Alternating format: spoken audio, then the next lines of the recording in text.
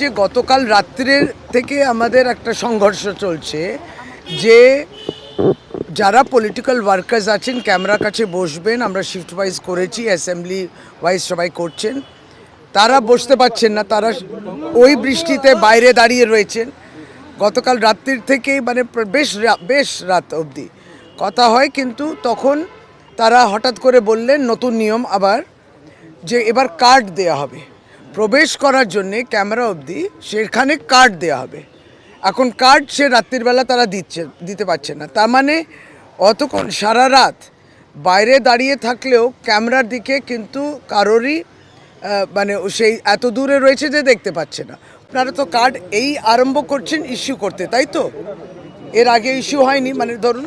তা আমার একটাই প্রশ্ন, এখানে বলছে যে ওখানে বিজেপির এজেন্টরা রয়েছেন, তাই কি? ভিতরে কেন রয়েছে ক্যামেরার কাছে? পেরিফেরির মধ্যে তো আমরাও আছি বাইরে। ওই যে আপনারা যেখানে ক্যামেরা রয়েছে এইটা, হ্যাঁ সেটা আপনি খবর নিন, ওখানে ইনচার্জকে।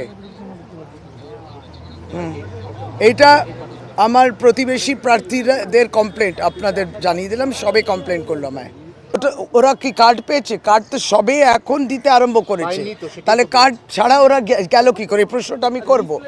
তাহলে কি এক পার্টিকে, আমরা জানি এটা নিরপেক্ষভাবে কোনো কাজই হয়নি ইলেকশন কমিশন দ্বারা।